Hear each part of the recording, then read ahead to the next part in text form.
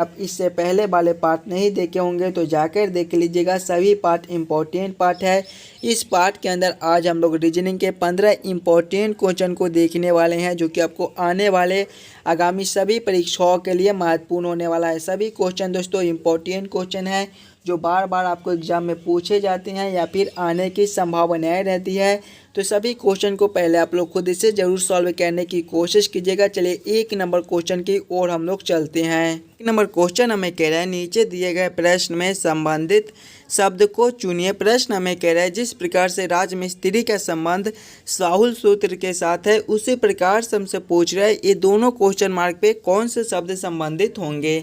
देखिए, जब भी आपको इस प्रकार के रीजनिंग के प्रश्न देखने को मिले तो सबसे पहले आप लोग ये सोचिएगा, ये राजमिस्त्री से साहुल सूत्र कैसे लिख रहा है, राजमिस्त्री से साहुल सूत्र कैसे संबंधित है। उसी प्रकार से हम लोग सोचेंगे हमारे ये दोनों क्वेश्चन मार्क पे कौन से शब्द संबंधित होंगे। देखिए, राजमिस्त्री का जो है वो औजार साहुल सूत्र होता है। उसी प्रकार से दोस्तों हम लोग देखेंगे तो हमारे सर के चिकित्सक का औजार सूरिका होता है, यानी कि इस वाले क्वेश्चन मार्क पे हमारे सर के चिकित्सक और इस वाले क्वेश्चन मार्क पे दोस्तों हमारे सूरिका भरे जाएंगे। क्लियर है। क्वेश्चन नंबर 1 का हमारा ऑप्शन नंबर ए जो है वो सही हो जाएंगे। चलिए अगले प्रश्न की ओर हम लोग चलेंगे, क्वेश्चन नंबर 2 की ओर। ये रहा क्वेश्चन नंबर 2। क्वेश्चन नंबर 2 आपको कह रहा है, नीचे दिए गए श्रृंखला को पूरा करें। श्रृंखला सीरीज से रिलेटेड क्वेश्चन आपका एक श्रृंखला सीरीज दिया गया है और दोस्तों यहाँ पर क्वेश्चन मार्क है। इन्हीं क्वेश्चन मार्क पे कौन सी संख्या भरी जाएगी ये हमसे पूछ रहा है। जब भी आपको श्रृंखला सीरीज से रिलेटेड क्वेश्चन देखने को मिले तो पहले आप लोग श्रृंखला को ध्यान से देखिएगा और समझने की कोशिश कीजिएगा आपका किस प्रकार का श्रृंखला है, इसे हम लोग कैसे जल्द से जल्द सॉल्व कर सकते हैं। श्रृंखला को देखेंगे तो पहले आपका 49 है, 49 के बाद हम लोग देखेंगे तो हमारा 46 है, 46 के बाद आपका 43 है, 43 के बाद देखिएगा तो आपका 40 है, 40 के बाद आपका क्वेश्चन मार्क है और क्वेश्चन मार्क के बाद दोस्तों हमारे 34 है। ध्यान से देखिएगा तो सभी में 3 कम रहा है। देखिए 49 से 46 -3 हो जाएगा, 46 से 43 -3 हो जाएगा, 43 से 40 -3 हो जाएगा। देखिए -3 -3 तो आगे भी आपके -3 हो जाएंगे। 40 -3 आपको कितने हो जाएंगे, 40 -3 आपके दोस्तों 37 हो जाएंगे। 37 आपका ऑप्शन नंबर बी में दिया गया है, जो कि हमारे सही उत्तर हो जाएंगे। इस वाले क्वेश्चन मार्क पे दोस्तों हमारे 37 भरे जाएंगे। देखिए जब 37 -3 करेंगे तो हमारे 34 हो जाएंगे, जो कि इधर लिखा हुआ है। तो क्वेश्चन नंबर 2 का हमारा ऑप्शन नंबर बी सही उत्तर हो जाएंगे। चलिए अगले प्रश्न की ओर हम लोग चलेंगे, क्वेश्चन नंबर 3 की ओर। ये रहा क्वेश्चन नंबर 3। क्वेश्चन नंबर 3 हमें कह रहा है, निम्नलिखित प्रश्न में दिए गए विकल्पों में से संबंधित संख्या को चुनिए। नंबर एनालॉजी रीजनिंग का प्रश्न है। प्रश्न आपको कह रहा है, जिस प्रकार से दोस्तों 41 का संबंध 4 के साथ है, उसी प्रकार से हमसे पूछ रहा है कि 37 का संबंध कौन सा संख्या से होगा, जो इस वाले क्वेश्चन मार्क पे भरे जाएंगे। बहुत ही इंपॉर्टेंट क्वेश्चन है, तो पहले आप लोग खुद से ज़रूर सॉल्व करने की कोशिश कीजिएगा। नंबर एनालॉजी रीजनिंग के प्रश्न आपको सभी एग्जाम में पूछे जाते हैं या फिर आप किसी भी एग्जाम की तैयारी कर रहे हो। देखिए 41 से हमें 4 लाना है। हम लोग 41 को क्या करेंगे ताकि हमारा 4 बन जाए। अगर आप लोग 41 को ध्यान से देखिएगा तो 41 आपका 4 और 1 से मिलकर बनता है। देखिए 41 के दोनों संख्या को आपस में गुना कर लेंगे, 4 गुना 1 करेंगे तो हमारे 4 हो जाएंगे। 4 आपका यहाँ पर लिखा हुआ है। वही सेम इसमें करेंगे दोस्तों। संख्या हमारा 37 है, 37 हमारे 3 और 7 से मिलकर बनते हैं। देखिए इसमें दोनों संख्या को आपस में गुना कर दिए थे, तो वही सेम इसमें करेंगे।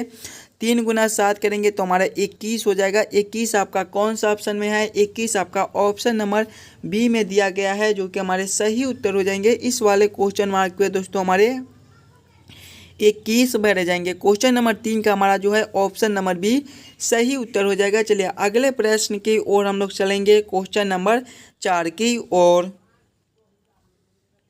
दोस्तों ये रहा क्वेश्चन नंबर 4। क्वेश्चन नंबर 4 हमें कह रहा है, नीचे दिए गए प्रश्न में विषम संख्या को चुनिए। विषम संख्या चुनने के लिए बोल रहा है। जब भी आपको विषम संख्या चुनने के लिए बोले तो पहले आप लोग ध्यान से चारों ऑप्शन को देखिएगा और समझने की कोशिश कीजिएगा कि ये चारों ऑप्शन में आपका सबसे अलग ऑप्शन कौन सा है।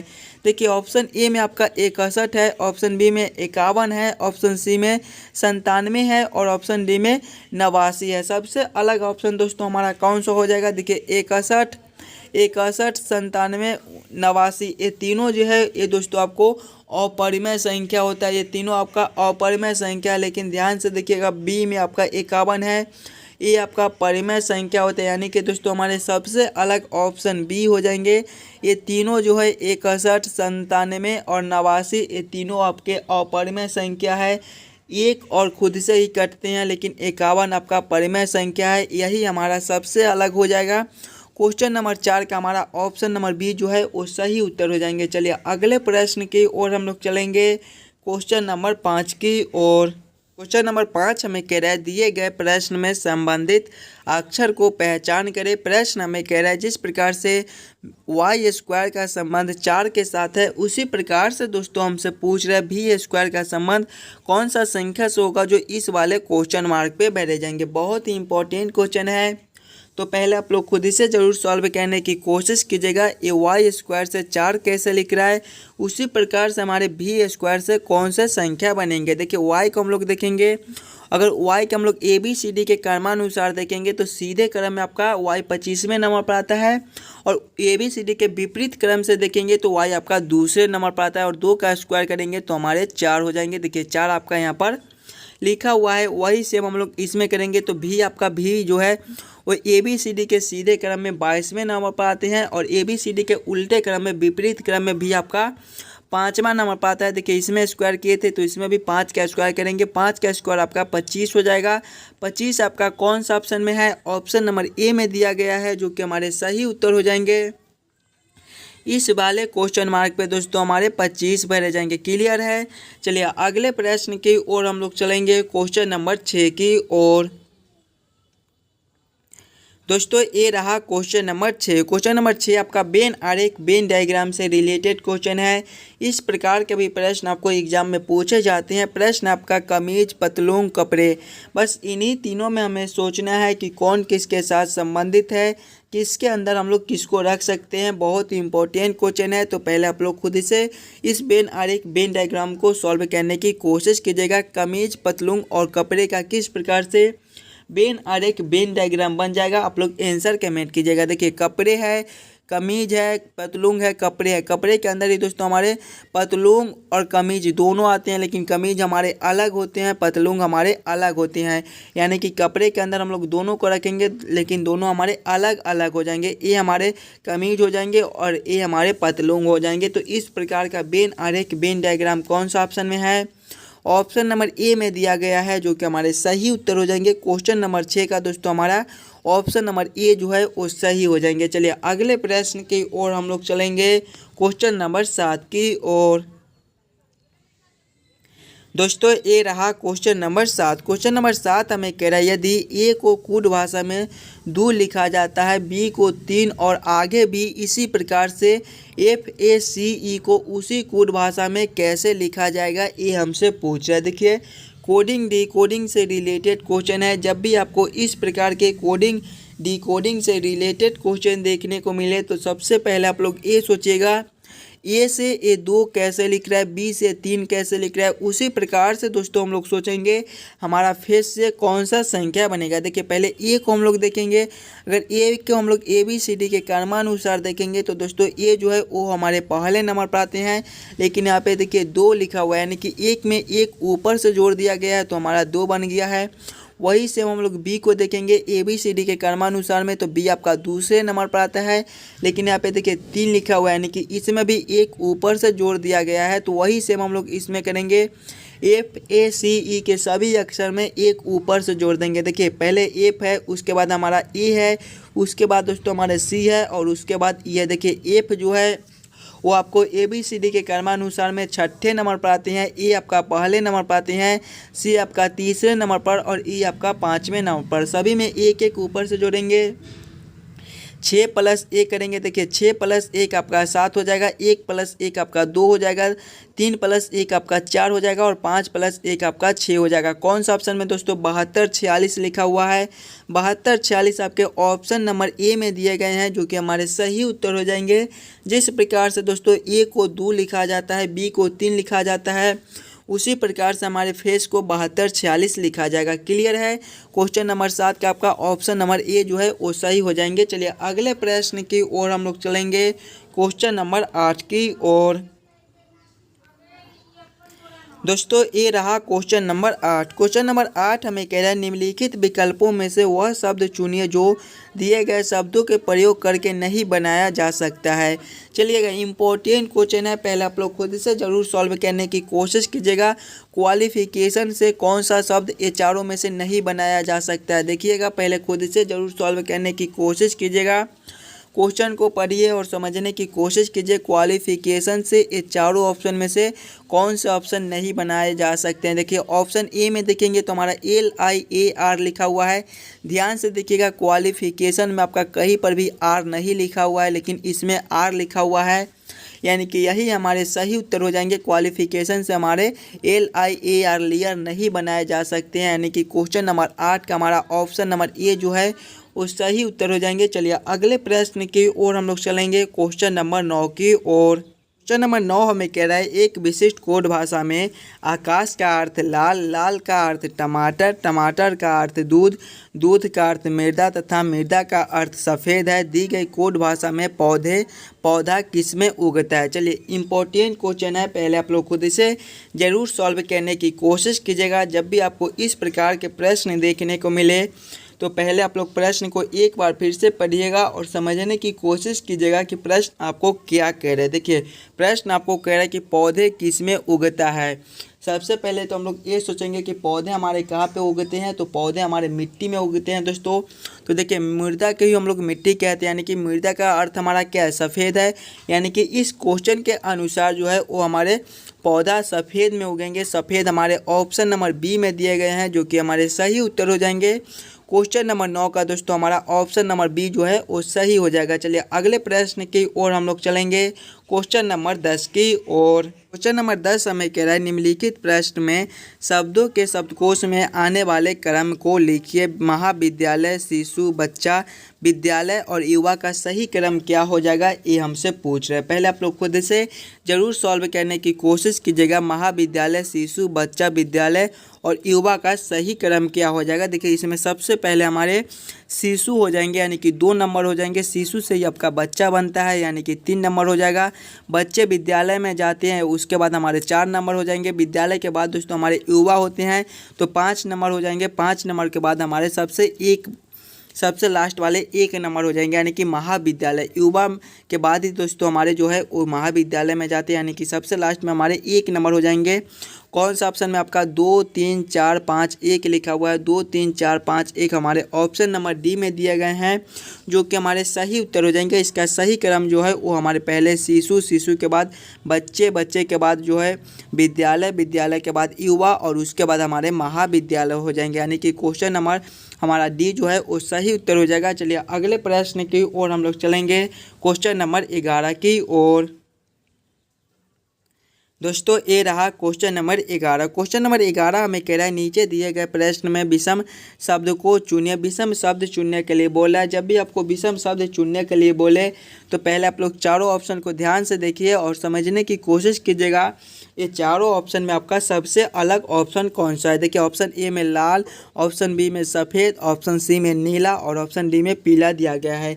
ये चारों जो है वो रंग के नाम है और ध्यान से देखिएगा लाल, नीला, पीला ये तीनों जो है वो प्राथमिक रंग होते हैं, लेकिन सफ़ेद प्राथमिक रंग में नहीं आता है, यानी कि सबसे अलग दोस्तों हमारे ऑप्शन बी सफ़ेद हो जाएंगे, यानी कि क्वेश्चन नंबर 11 का हमारा ऑप्शन नंबर बी जो है वो सही उत्तर हो जाएंगे। चलिए अगले प्रश्न की ओर हम लोग चलेंगे, क्वेश्चन नंबर 12 की ओर। क्वेश्चन नंबर 12 हमें कह रहा है किसी निश्चित कोड भाषा में घटाव जोड़ को प्रदर्शित करता है, जोड़ गुना को प्रदर्शित करता है, गुना भाग को प्रदर्शित करता है, भाग घटाव को प्रदर्शित करता है। तो निम्नलिखित प्रश्न का उत्तर ज्ञात करें। प्रश्न आपका 3/12 घटाओ 40 जोड़ 5 गुना 20 बराबर क्वेश्चन मार्क। इन्हीं क्वेश्चन मार्क पे दोस्तों कौन सी संख्या भरी जाएगी ये हमसे पूछ रहा है। जब भी आपको इस प्रकार के रीजनिंग के प्रश्न देखने को मिले तो पहले आप लोग प्रश्न को एक बार फिर से पढ़िएगा और समझने की कोशिश कीजिएगा कि प्रश्न आपको क्या कह रहा है। देखिए प्रश्न हमें कह रहा है कि घटाव जोड़ को प्रदर्शित करता है, यानी कि घटाव के जगह पे हम लोग जोड़ को रखेंगे।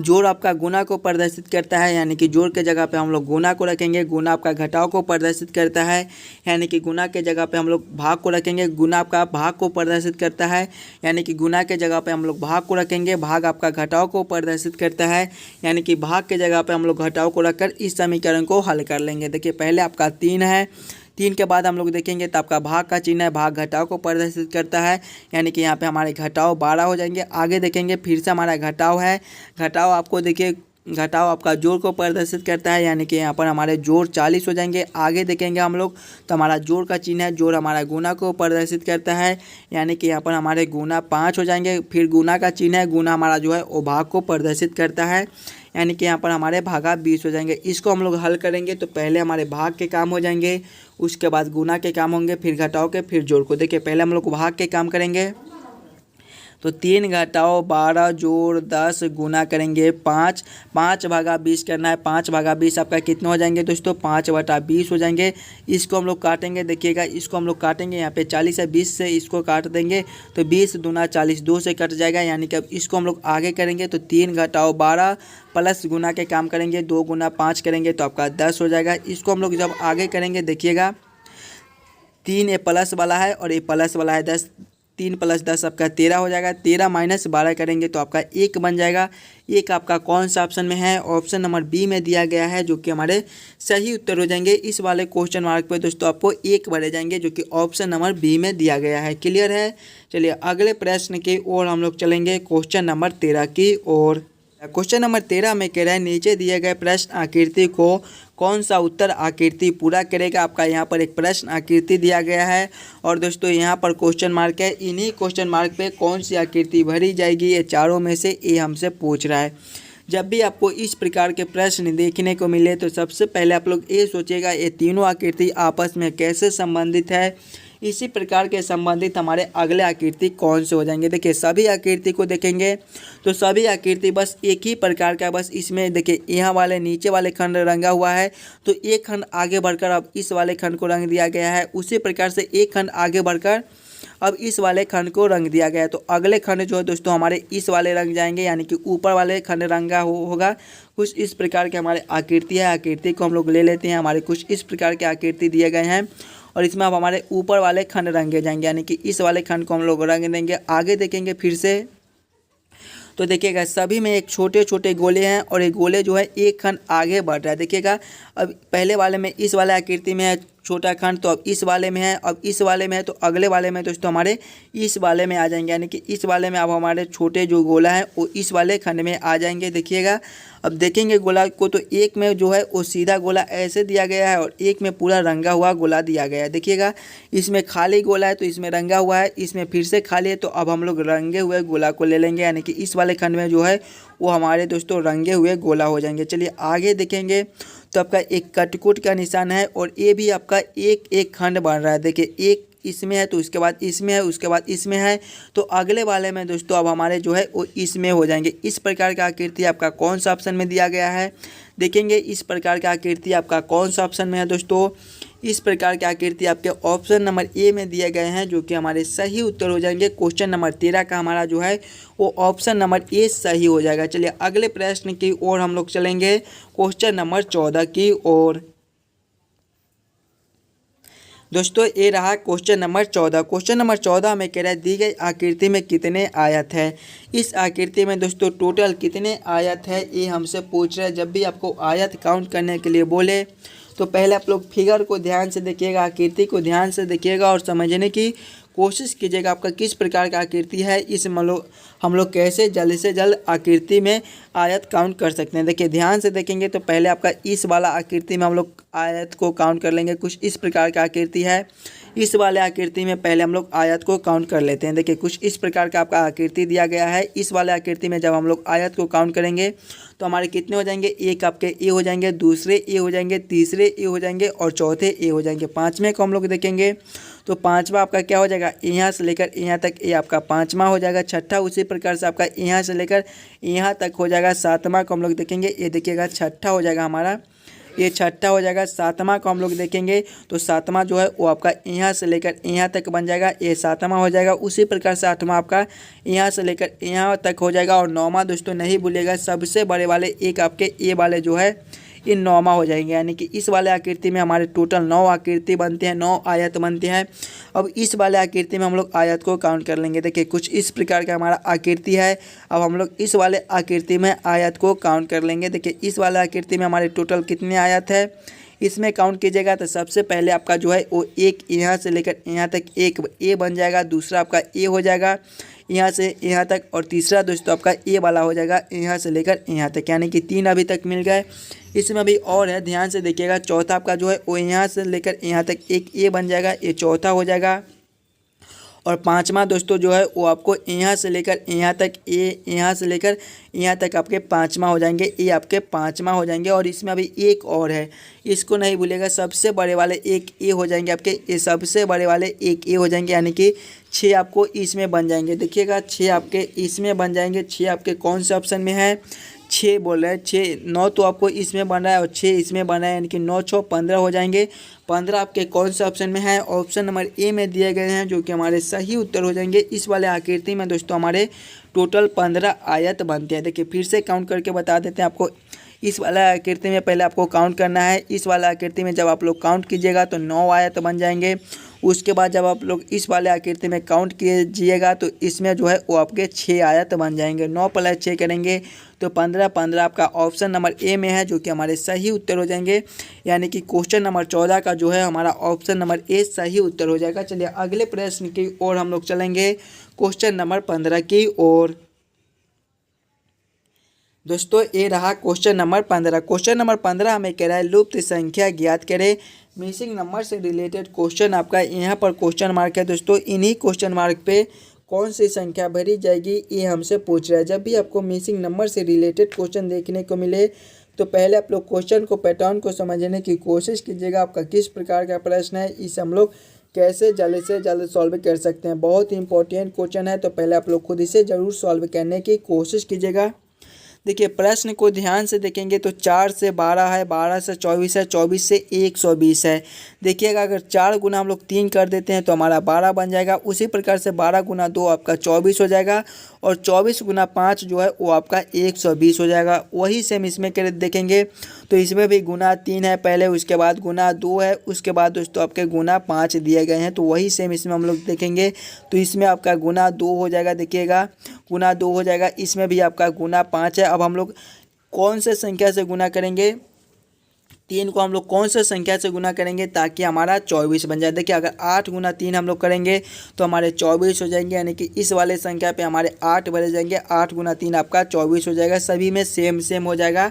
8 आपका कौन सा ऑप्शन में है, ऑप्शन नंबर बी में दिया गया है, जो कि हमारे सही उत्तर हो जाएंगे। देखिए पहले गुना 3 गुना 2 गुना 5, उसी प्रकार से गुना 3 गुना 2 गुना 5 गुना 3 गुना 2 गुना 5। तो इस वाले क्वेश्चन मार्क पे दोस्तों आपको 8 भरे जाएंगे। 8 आपका ऑप्शन नंबर बी में दिया गया है, जो कि हमारे सही उत्तर हो जाएंगे। आशा करता हूं दोस्तों आप सभी प्रश्न को बढ़िया से समझ गए होंगे। अगर आपको किसी भी प्रश्न में कहीं पर भी कोई दिक्कत हो तो हमें कमेंट करके बतलाइएगा।